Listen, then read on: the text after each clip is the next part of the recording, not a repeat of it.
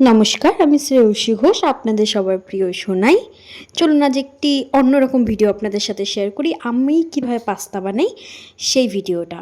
ফার্স্টে আমি পাস্তাগুলো ধুয়ে গরম জলে সিদ্ধ করতে বসিয়ে দিয়েছিলাম। তারপরে ওটা নামিয়ে মা ঠান্ডা জলে ভিজিয়ে রেখেছিল কিছুক্ষণ।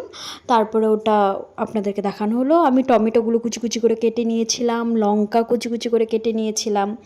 লঙ্কাগুলো তারপর আমি একটা গাজর ওটাকে হাফ করে কেটে ওটাকে ভালো করে ছিলে নিয়ে কেটে নিচ্ছিলাম। তো মা আমাকে বলছিল যে আমি ওইভাবেই কেটে নিচ্ছিলাম, তো মা বলল পেছনটা কেটে নিতে।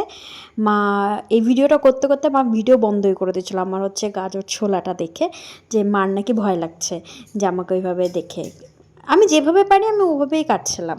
আমার তো আর এক্সপিরিয়েন্স নেই গাজর কাটার বা কোনো কিছু কাটার, আমি যেরকম পারি ওরকমভাবেই করার চেষ্টা করছিলাম। তো মা সামনে বসেছিল, মা খালি বলছিল তুই আমাকে দে আমাকে দে। বললাম না, তুমি কাটতে পারো না, তুমি কেমন মোটা মোটা করে গাজরগুলো কেটে দেবা, তখন সিদ্ধ হবে। বলে কি তুই আমাকে দে।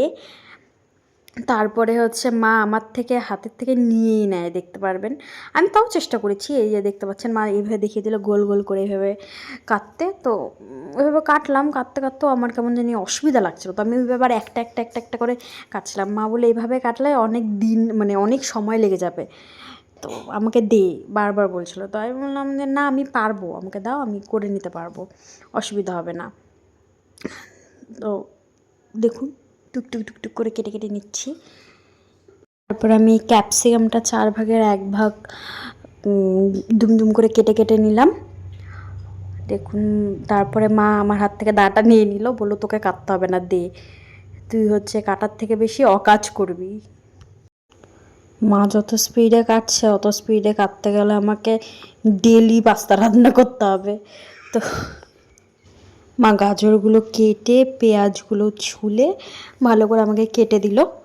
পুরো সবজিটাই পরে লাস্টে মাই কেটে দিয়েছে। রসুন কুচি কুচি করে কেটে দিল, তারপরে আদা কেটে দিল। সব সবজি আমি কুচি কুচি করে কেটে রেডি করে রাখলাম। দেখুন পেঁয়াজ, তারপরে ক্যাপসিকাম, আলু, গাজর, টমেটো, তারপরে আদা রসুন সব কিছু কেটে রেডি করে নিয়েছি। আমি তেলটা গরম বসিয়ে দিয়েছিলাম, এর মধ্যে আমি আদা রসুন আগে ফার্স্টে দিয়ে নিলাম। দেওয়ার পরে ওটাকে একটু ভালো করে ভেজে নিব।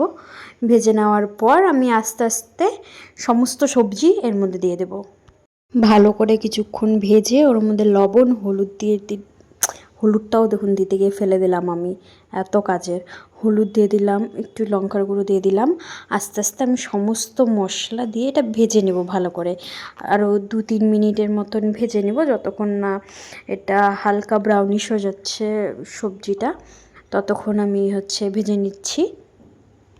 তারপর এর মধ্যে আমি tomato ketchup, red chilli sauce, তারপরে গ্রিন চিলি সস, তারপরে গিয়ে সোয়া সসটা আমি 2 চামচ এর মতন দিয়েছি, আপনাদের স্বাদ অনুযায়ী দিবি। তারপরে একটু আজিনামোটো দিয়ে ভালো করে মিশিয়ে নিচ্ছিলাম।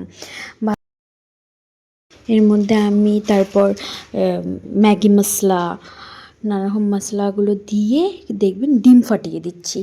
এটা 4টে ডিম দিয়েছিলাম আমি, আমাদের 3 জনের জন্য 4টে ডিম দিয়ে ভালো করে যতক্ষণ না ডিমটা মশলার সাথে তারপরে গিয়ে সবজিগুলোর সাথে মিশে যাচ্ছে ততক্ষণ ধরে নাড়তে চাড়তে রাখলাম।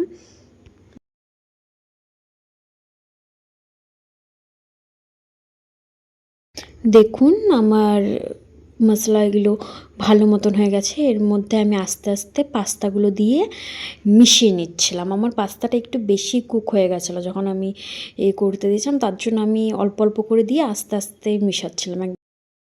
মিশিয়ে কিছুক্ষণ রেখে তারপরে আমি পাস্তাটা নামিয়ে ফেলেছিলাম, বেশিক্ষণ আর ওভেনের উপরে রাখিনি।